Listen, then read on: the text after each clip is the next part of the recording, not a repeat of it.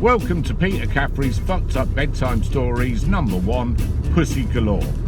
10-year-old Arnold has a special friend, Jimmy the Chimp, but this isn't an ordinary stuffed toy. No, Jimmy is a dark satanic overlord and a necromancer, and he helps Arnold have adventures to escape from the world of Mummy and Daddy. So, enjoy the story, sit back and relax. I'm off to have some fun on my own because I've got tuna fish!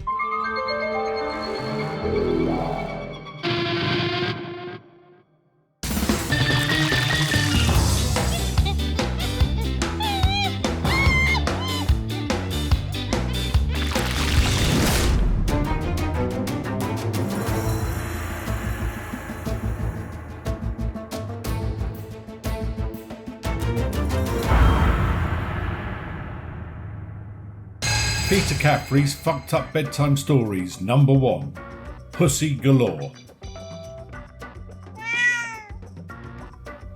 Get yourself up out of your pit and downstairs for breakfast, Daddy shouted from the landing.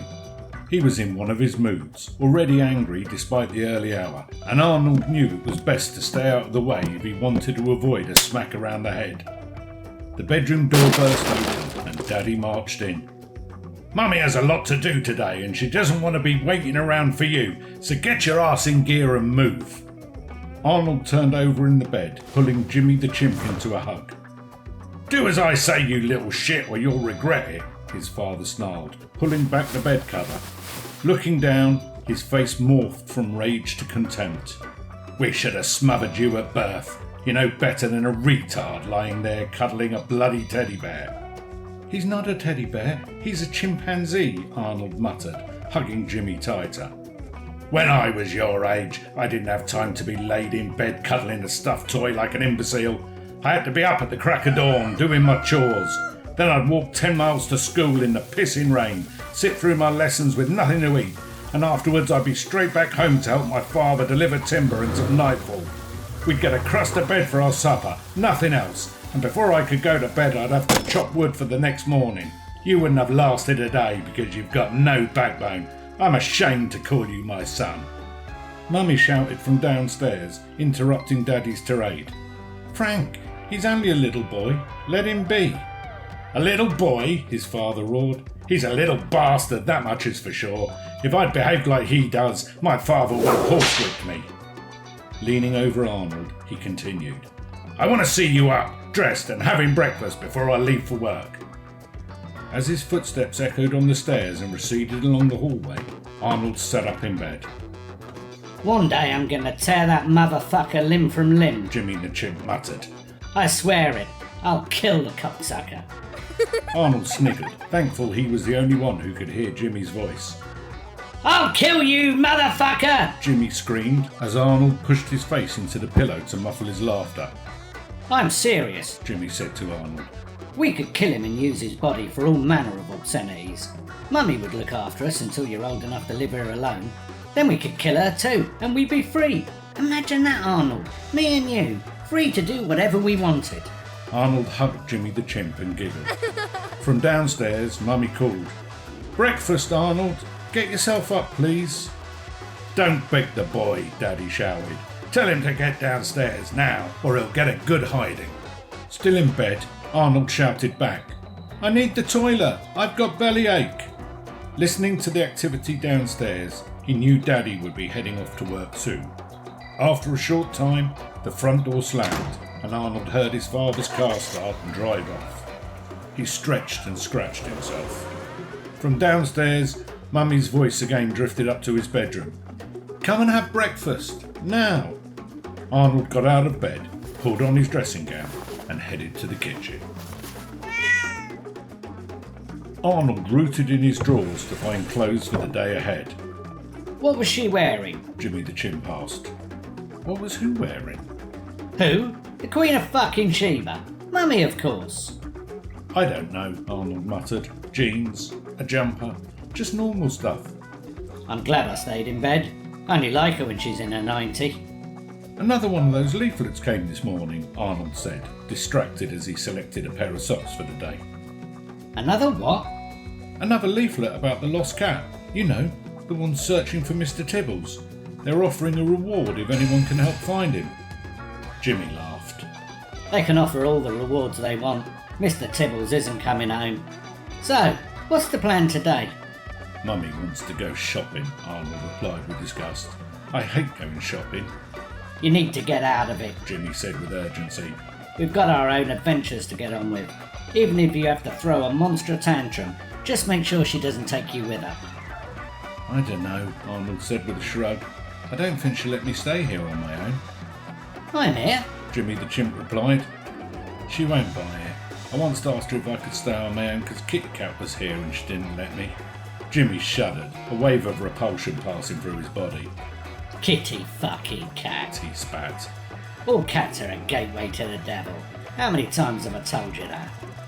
But Jimmy, Arnold whined, Kitty Cat is so furry and cuddly. Yeah, and she eats her own shit, which is why she has worms hanging out of her ulcerated arsehole. Kitty Cat, Mr. Tibbles, all the rest of them. Those cunts are good for nothing. Can't I just go shopping with Mummy and we can have our adventure later? Arnold asked as he pulled on his clothes. What? Jimmy was incredulous. If you want to sack off a day of adventuring to go shopping, you better know what you're giving up. Do you remember when I taught you what songs you have? Arnold nodded. And you enjoyed that, didn't you? Yes, a lot, Arnold giggled with excitement. Well, today's adventure will knock that into a cocked hat. Today we aspire to something more monumental than mere manual stimulation. Of course, if you'd rather go to the fucking shops, then feel free to do so. Just don't come crying to me when you realise you missed out on one of the greatest lessons of them all, the pinnacle of your journey into hedonism. What's hedonism? You'll never find out by going shopping, Jimmy sneered. Arnold finished dressing, unsure of how to progress things. It would take a lot for Mummy to agree to leave him home alone, but it might not be impossible to achieve. Mummy liked to get her jobs out of the way early on, and at lunchtime she'd often recline on the sofa, sipping her special drink while the nonsensical afternoon TV shows washed over her. If he could drag things out long enough to risk her missing her special time, she might relent. To have any chance of getting his way, he needed to throw a proper fit. It would have to be the salt to end all salts. Arnold headed downstairs, carrying Jimmy the Chimp. Seeing him, Mummy shook her head and wagged her finger in admonishment. I think you should leave Jimmy at home today, darling. Arnold hugged the chimp tighter and shook his head. Really? Just put him back upstairs, please? Don't want to go, Arnold shouted sulkily. No arguments, Mummy said. Put Jimmy the Chimp away and get your shoes on. Arnold turned to leave and then froze, standing as still as a statue in the middle of the hallway. He knew Mummy was watching, silently awaiting the inevitable outburst. His body started to shudder, the jerks and shaking increasing in ferocity. Not going! He shrieked as his body jolted. Calm down, Arnold, please. She sounded concerned, not because of his mental state, but because she could see her shopping trip going by the wayside. Arnold increased his twitching. Arnold, stop this nonsense, right now. She might have given an instruction, but her voice already carried a tone of defeat. He flicked his head a few times, as if afflicted with a tic. Arnold, she snapped, stop this immediately, or else. Arnold trembled and jolted as if electrified. Struggling to cope, Mummy eyed the bottles on the sideboard. Was it too early for a gin? Having just one would be okay. It'd give her strength to face the day. As she poured out a breakfast measure, she watched Arnold's performance. The intensity of his tantrum increased. Unable to cope, she uttered the one thing she knew would help. Arnold, I'll have to call Daddy and ask him to come home from work unless you do as I ask. I can't leave you here alone. Arnold stopped jerking, his body returning to normal. She'd issued the one threat he daren't risk being executed. Daddy wouldn't be happy, not one little bit. Facing a humiliating defeat, he switched to damage limitation. Can we get ice cream? No, it's too early for ice cream, she replied, pulling on her coat. I want ice cream! You fucked that up, Jimmy the Chimp said with contempt. It's vital to salvage something out of this debacle. Just make sure she buys a can of tuna fish. Arnold raised his eyebrows, surprised at the request. Do it! Jimmy growled. Well, don't dare show your face here again. Arnold didn't understand why Jimmy wanted a tin of tuna, but he wasn't about to question his friend. Jimmy always knew what was needed, and he'd never let Arnold down. Walking towards the shops, Arnold spotted a poster stuck to a lamppost. It was similar to the leaflets which had been pushed through the letterbox with some regularity in the past few weeks, all searching for the elusive Mr. Tibbles. "Mummy, look, it's that cat." "Yes," she muttered, but didn't look at the picture. "What does it say?" "I don't know." Arnold stopped dead, staring at the image. He didn't move, and eventually Mummy turned and walked back, glancing at the poster. "Oh, you're right," she said. "It's the cat who's missing."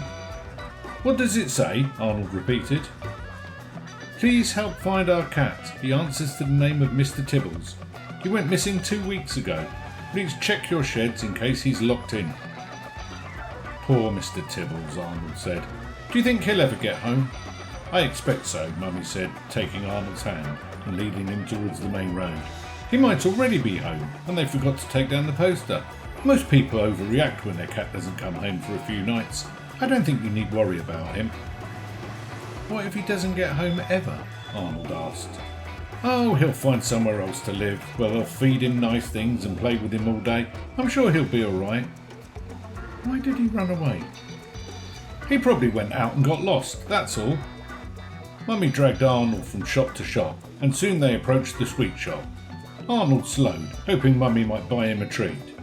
As he did, he noticed another picture of a cat in the shop window, surrounded by a jumble of cards and leaflets stuck to the glass. "Is that Mr. Tibbles too?" he asked. Mummy looked closer. "No, it's not. It's another cat. It says she's called Princess Patty." "Is she missing as well?" Arnold asked. "I'm afraid so," Mummy muttered, walking away from the shop. Arnold smarted at not being offered some sweets, but he bit his tongue. He had to play the long game and ensure she bought the tuna fish Jimmy had asked for. Mummy led Arnold to the bakery. He stared longingly at the cream cakes in the refrigerated cabinet, but she didn't notice, only buying a loaf of bread. Crossing the road to the greengrocer's, Arnold tugged Mummy's hand and pointed to a flyer taped to a telegraph pole. "Is that Mr. Tibbles or Princess Patty?" he asked. Mummy took a closer look at the scrawled message beneath the photocopied picture. "It's Bobby Beard." "That's a strange name." "I suppose he's called that because of the black fur on his chin makes him look like he has a beard." "Is Bobby Beard missing as well?" Mummy nodded. "There's a lot of missing cats," Arnold said. "I do hope Kitty Cat won't get lost. I hope she'll be all right." "She'll be fine," Mummy said, trying to reassure Arnold. The last shop they visited was a grocery store. Mummy put everything on her list into the trolley, and as she queued at the checkout, Arnold held out his arm, displaying a tin of tuna fish. "Put that back, please, Arnold. We don't need it." "It's for Kitty Cat," Arnold said.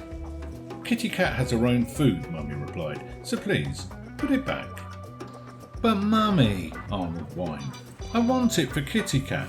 If she has tuna fish, she won't run away like all the other cats." Mummy shook her head as she unloaded the contents of the trolley onto the conveyor belt.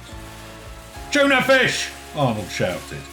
Mummy shook her head again, pointing down the aisle to indicate Arnold should put it back. "Tuna fish!" Arnold screamed. Mummy folded her arms and glared. Arnold stamped his feet and held his breath, the can of tuna fish gripped in his hand. The woman at the checkout coughed, highlighting all Mummy's shopping had been scanned. Bending down, Mummy whispered in Arnold's ear, "Okay, you can have the tuna fish if you shut up, but there'll be no ice cream for you." Arnold didn't have time to think over the proposition. Mummy snatched the can from his hand and passed it to the cashier, who scanned it. On the way home, they saw yet another poster for a missing cat. Pointing it out, Arnold asked Mummy to read it to him. "Please help. Our beloved Tinkerbell has gone missing. The whole family is upset and awaiting her return. Contact us urgently if seen." "Why are so many cats getting lost?" Arnold asked. "I don't know," Mummy replied, glancing at Arnold. It was unlike him to take an interest in things which didn't involve food, drink, or presents for himself. Usually he was selfish, but the plight of the missing feline seemed to concern him. "I'm glad we got tuna fish for Kitty Cat," he said with conviction. "Now she won't run away from home." "I'm sure she won't," Mummy muttered. "I'm sure she won't." Mummy put the shopping away while Arnold went upstairs. He returned a minute or two later, clutching Jimmy the Chimp, and watched intently as she unpacked the bags. As soon as the can of tuna fish came out, he grabbed it. "Mummy, can I go and play with Kitty Cat?" She nodded. At least if he went outside for a bit, she could put her feet up and have a few gin and tonics. She didn't need to drink. She didn't have an alcohol problem, but sometimes she craved the numbness it brought. "Here, Kitty Cat," Arnold called. Kitty Cat came slinking into the kitchen. Arnold waved the tin and the cat nuzzled up to him, its eyes fixed on the still sealed can. "Keep that dirty fucker away from me," Jimmy the Chimp muttered. "She's been licking her arsehole all morning." "Come on, Kitty Cat," Arnold giggled. "Let's go and play, and I've got a treat for you." As Arnold headed out the back door, Mummy shouted, "Watch your fingers on the lid of that tin, darling. It'll be sharp." "Sharp," he echoed, nodding his head. Arnold wandered through the garden, carrying Jimmy the Chimp under his arm. As they walked, he occasionally turned and showed the tin of tuna fish to Kitty Cat, and Jimmy told him to. The feline followed, gliding between his feet, rubbing on his legs and purring loudly, anticipating the taste of the oily fish. Reaching the end of the garden, Arnold looked around to make sure no one was watching. Then he quickly pushed the loose planks in the fence to one side and clambered through into the undergrowth. Waving the tuna fish can, he waited for Kitty Cat to follow before sliding the planks back into position. The small patch of waste ground was Jimmy and Arnold's secret place, the domain in which they carried out their adventures. It was their escape from the world controlled by Mummy and Daddy, a land in which they defined their own reality. Well, it was mostly Jimmy who defined reality, but Arnold was happy to be involved. This was where dreams came true and fantasies came to life. "It's time for the carnival to begin," Jimmy the Chimp announced, his voice dropping an octave and taking on a demonic growl. "What's the adventure today?" Arnold asked, excited, bouncing up and down in anticipation. "Today's the day that you, Prince Arnold, the boy, become a man. Today marks the emergence of King Arnold." Arnold grinned, his chest puffing out with pride. "This will happen when you form a union with Queen Kitty Cat," Jimmy declared. "I thought you hated cats," Arnold said. "I do, but I'm not the one forming the union, you are. You're about to start the process to become a king, and I will orchestrate your ascension to glory. I am the living god who will empower your reign." "All hail Jimmy the Chimp, the living god!" Arnold howled, a grin etched on his face. "Bring forth the witnesses," Jimmy demanded. Arnold shrugged, unsure what to do, but Jimmy nodded towards the bush where they hid their toys. Rummaging around under the spreading branches, Arnold's fingers felt for the heavy-duty plastic fertilizer sack. Feeling it in his grasp, his heart quickened, hammering in his chest as he pulled it free. It was time to start the game. "Welcome to the court of King Arnold and Queen Kitty Cat," Jimmy announced. "This afternoon's event is to be a celebration of the King and Queen's union. The witnesses gathered here are the highest-ranking officials in the kingdom." As Jimmy spoke, Arnold repeatedly picked up the tuna fish can and moved it, ensuring his feline friend didn't lose her interest and wander off before the game was underway. Kitty Cat purred, nuzzling at the still unopened tin as Arnold's breathing slowed, anticipation of whatever was to come overwhelming him. "The first guest of honour comes from across the ocean," Jimmy the Chimp declared. "His Majesty extends the warmest welcome to Countess Tinkerbell." Reaching into the fertilizer sack, Arnold pulled out the body of the ginger cat, Tinkerbell. Her belly hung open where it had been crudely hacked apart to remove her guts. Pushing his hand into the void and hooking his index finger into her skull, Arnold presented the Countess with a flourish. As the grotesque puppet danced around in the air, Kitty Cat hissed at the dead interloper, her fur standing up along her spine. Now, calm down, Queen Kitty Cat, Arnold said in a soothing voice, whilst also waggling the tuna tin with his free hand. Tinkerbell's fur still had some shine, but her eyes were dull and lifeless. Rigor mortis held her mouth open, twisted, teeth bared as if about to launch into a fight. The Countess needs a consort, Jimmy said. Who will be a fitting match for her beauty and grace? Why, it's none other than Admiral Bobby Beard. Arnold groped in the sack and pulled out the next puppet. Longer dead, Bobby Beard's fur had lost its gloss and was starting to pull away from the putrefied skin. Kitty Cat arched her back and spat. To calm her down, Arnold dropped Bobby Beard and lifted the ring pull on the can of tuna, cracking it open just enough to let a few drops of the fishy oil ooze out. Kitty Cat relaxed, focused on licking up the juice rather than on carb show. With his free hand back inside the Admiral, Arnold made the two dance, a strange gyrating motion, while he hummed a tune he'd heard Mummy play over and over when she'd been drinking. Jimmy joined in, whistling a harmony as the grotesque puppets interacted. Kitty Cat had licked up the seeping fish oil, and unable to extract any more oil or fish, was once more showing her displeasure at the additional company of deceased felines. But wait! Jimmy declared. Another guest is arriving. It's Princess Patty, and she's bound to turn the head of Bobby Beard. From the sack, Arnold pulled out Princess Patty. Her body was almost furless, the glistening flesh dotted with dark patches of decaying matter. Maggots wriggled under the few remaining translucent patches of skin. Arnold choked back an involuntary gag as the stink invaded his nostrils, a stench of shit and decay. Her dance with Bobby Beard was brief before Arnold chucked the rotting body to one side. The final guest, today's VIP, is the Right Honourable Mr. Tibbles. Jimmy howled. With a flourish, Arnold pulled the final puppet from the sack. Mr. Tibbles was nothing more than a head on a stick. Arnold had to adapt him once the body became flyblown and the flesh putrefied, the muscles turned into a slimy green mess that reeked of death. With his face rotting and eyeballs leaking, this was probably Tibble's last outing before he became so badly decomposed he'd be little more than a skull. A new leading player would be needed for further adventures, but that was something Jimmy and Arnold could worry about another day. Arnold took turns making Tinkerbell dance with Bobby Beard and Mr. Tibbles. Okay, line them up, for the time of the union is nigh, Jimmy said, his voice taking on a degree of solemnity. Arnold did as he was instructed, lining up the four carcasses to witness the main event. Prince Arnold, soon to be King Arnold. Arnold hesitated.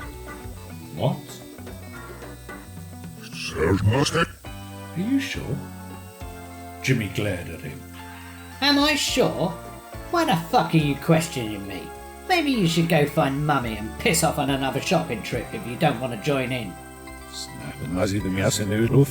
Maar het met lopen ze zwaar gezien in. Snel eerst van lopen. Snapt ze nerfs die wissen schon hadden nuts. Now, open the tin and give Queen Kitty Cat a small taste. Opening the can of tuna, Arnold pulled out a chunk and fed Kitty Cat. She quickly devoured the fish, purring loudly. It's all for you, Mama Chuck. Murderous was my whole mistake. Are you sure? Trust me, Jimmy the Chimp giggled. it'll be well worth it. Arnold pulled more chunks of tuna from the can and wedged them under. It's officer. Kitty Cat circled around his feet, mewing loudly as she focused on the fish. Once he'd packed in as many pieces as he could, he turned to Jimmy the Chimp. What now? Arnold did as he was told, and as soon as he lay back, Kitty Cat was on him, her tongue working the pieces of tuna free. The licking sent electric pulses through his and the sensation of her fur on his skin, combined with the occasional pricks of pain from her teeth and claws, brought forth moans of pleasure. He wanted to tell Jimmy the Chimp how he felt, that he was getting closer to becoming king, but he couldn't speak.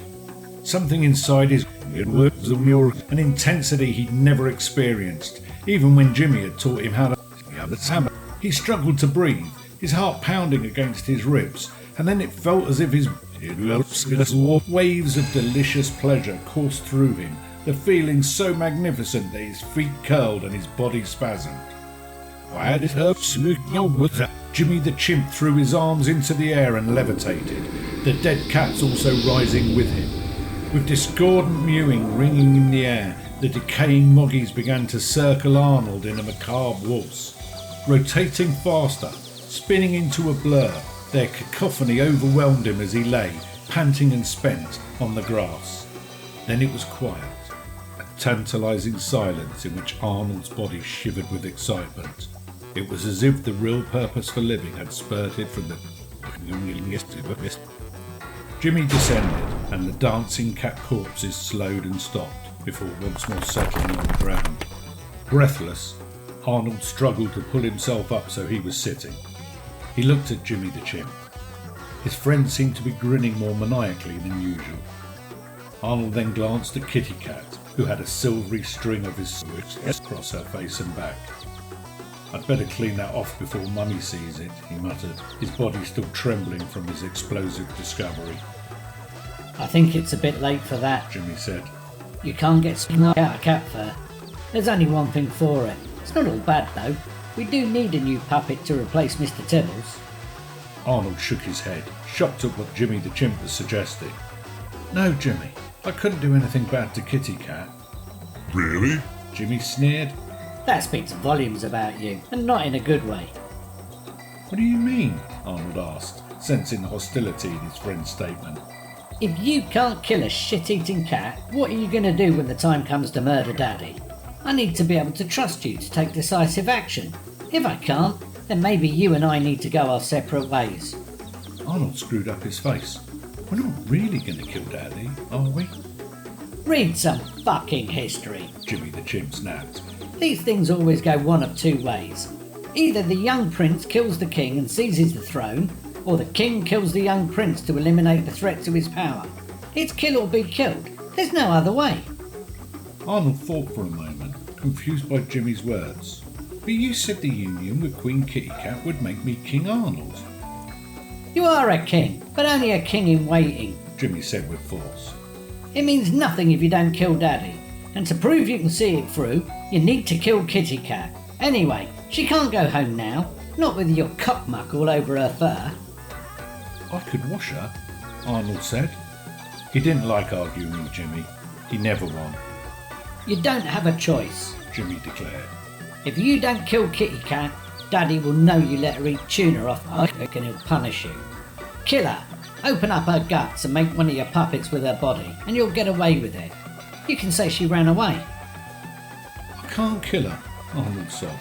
"I don't know how." Use the lid from the tin of tuna. Jimmy said, a conspiratorial edge to his voice. Mummy warned you it was sharp. Use it to split her open. With tears brimming over his eyelids, Arnold picked up the lid and pulled Kitty Cat closer. The sun set and darkness crept over the garden.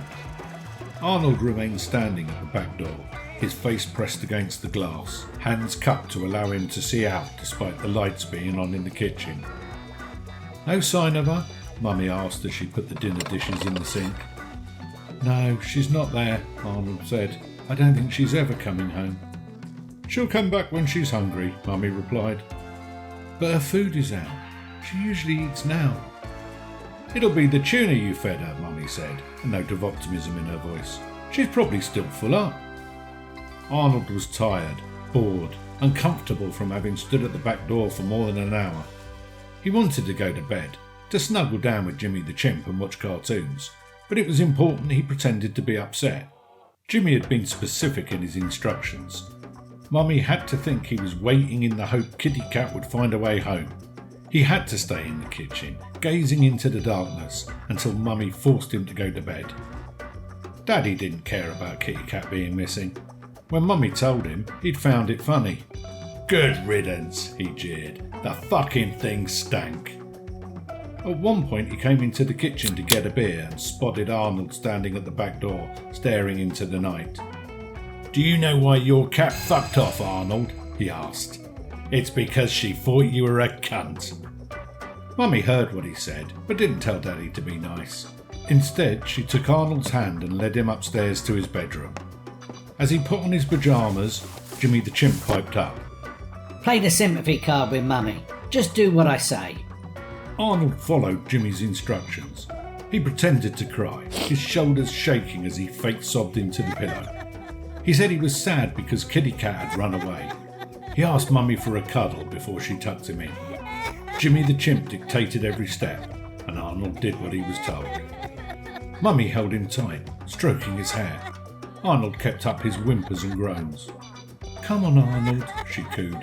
"Try to be positive. Tomorrow morning things will be different.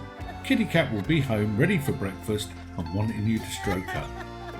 Jimmy gave his instructions and Arnold followed them. "Will you stroke me, Mummy, like I stroked Kitty Cat?" After a few more fake sobs, Mummy stroked Arnold, her hands gentle and warm. "Please cheer up," she whispered. "I don't like to see my baby sad." "A tickle might help," Arnold muttered, doing exactly what Jimmy told him to. As Mummy's fingers teased and tickled, Arnold pulled himself closer to her, lost in the tingling that enveloped him. At one point he opened his eyes. Jimmy was levitating above the bed, looking down on him, his voice taking on the low growl from the day's adventures. He commanded, and Arnold did as he was instructed. Mummy didn't resist. Her breathing slowed and her eyes rolled back in her head until only the whites were visible. Arnold slipped into the moment and let the building sense of rapture become a raging torrent of ecstasy. The feeling overwhelmed him. As the intensity hit his peak, he felt every emotion, every last bit of energy drain away. Unmoving, silent, he drifted in a cloud of euphoria. Eventually, Mummy moved. Climbing from the bed, she leaned over and kissed Arnold on the forehead, pulled the bed covers up, switched off the bedroom light and went downstairs. I fucking told you so, Jimmy the Chimp crowed. Arnold rolled over from his pretend sleep, a huge twisted grin on his face. Am I King Arnold now? Nearly.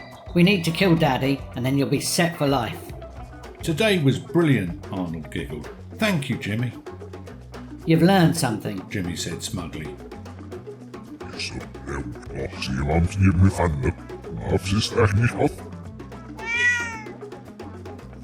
That's your bedtime story.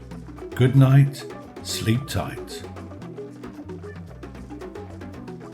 Pussy Galore was written by Peter Caffrey, narrated by Peter Caffrey, engineered by Peter Caffrey, so basically it's a bit of a one-man show, and if you think it's shit, I suppose Peter Caffrey is the only person to blame. F-ed Up Bedtime Stories are released on the 19th of every month, exclusively through the Godless.com platform, where you can also find all of Peter Caffrey's other works. And if you don't know what Godless.com is, then frankly, you're a bit of a cunt.